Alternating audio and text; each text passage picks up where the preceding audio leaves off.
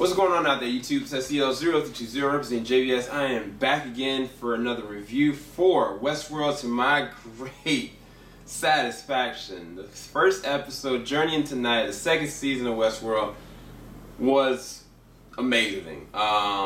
It was very much so in your face, immersing you like with the realization that Bernard is stuck in a predicament. Kind of like what Dolores was dealing with the first season, recounting back from the corruption she was dealing with to the programming she was trying to break through, except with Bernard, he doesn't even know at what point in time he is at. And he is continuously going between working with Tessa Thompson, trying to go through the beginning stages of how after Dolores took the Maker's life, what happens from that point up until the moment where Hemsworth's brother finds him on shore and like just kind of there without his glasses to the side, and like people are questioning what is going on, what happened. And it's like, from a storytelling standpoint, it is superb. Like, they were able to hit every single beat of every single character that made it through the first season. I mean, there's some people that they're going to bring up a little bit later on, of course, but I mean, let's take, what is the girl's name? Let me make sure I get all my name straight. I apologize. I should have been more ready.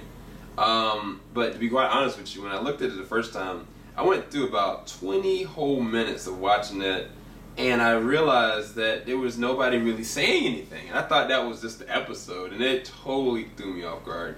I might release that reaction a little bit later on, but anyway, Maeve's character, she might be one of the most powerful ones out of all of them, to be quite honest with you. Between her and Dolores, they are something totally different. It's like, Maeve, she has all these abilities of being able to work with the console on an internal level, but like Dolores, or now Wyatt, is a sentient being. Like, she is self-aware in every single way, and knows that she has an actual specific purpose. Whereas Maeve, her driving focus is still the same from a narrative standpoint, because she still wants to get to her daughter. That really isn't her daughter, but she is so fixated on that is her driving force. Now, her working with what's the guy's name? I forgot that guy's name. But one of the sub-creators, when they were sitting there working together, I was just like, yo, she's gonna kill this man. But there's an ulterior motive behind what she's trying to do. And I mean, first off, Maeve, in the way that she's reacting and acting, the acting is just amazing. Like, she's doing such a great job with it. But I think the standout is definitely going to be Rachel Wood. Evan Rachel Wood as Dolores, as Wyatt. Like, it's weird because you can tell that Dolores is still there. But you know how, like, you got a person that was a good person in the beginning, but then goes through so much life and adversity and problems. Like, they still have that part of them that's good, but there's something totally different there. You know what I'm saying? And I think that the way that she acted, like, especially when she had those people hung up, and like we're just going out, just gunning people down like relentlessly, and even like the expression on James Marsden's face, Teddy, it's just like, yo, we went 20 or 10 miles and I see nothing but blood. What do you really want from this? And like just her dialogue in between that, I was just like, they ain't ready. They are not legit ready. Now, I think that's funny because they got my man from the Vikings to come up. I forgot his name in this show, but he is working with, I guess, everything in the present day with the Hemsworth brother and with Bernard.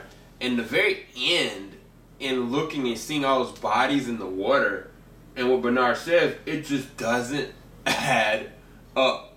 Now, the other thing is that Tessa Thompson, stuff that's going on with her doesn't add up either, because it's like you find out she's definitely the mole. She's been feeding information on the outside. She's got her own kind of like security that knows when people are sentient robots or not, but yet like that's when you find out what's going on with Bernard and why he's shaking so much, and what he has to actually ultimately do. Now, I don't know if the injection he gave himself fixed it, or it's just like a temporary kind of thing. It's gonna be really interesting to see where that actually goes as far as Tessa Thompson and Bernard's story arc. I just think it's great storytelling in and of itself. What else, man? I think I went over everybody. There are some people that make an appearance in the preview that doesn't make any sense. Like a younger William, a younger Logan, and what looks to be Bernard and Wyatt in the present day outside. I don't know what the heck is going on. I have a feeling, legit, that there are other worlds that they just really haven't talked about or explored, specifically when you see Maeve with the katana in her hand. So I really don't know. It just, all of it just is amazing looking. I can't really wait to see where it's going to actually go.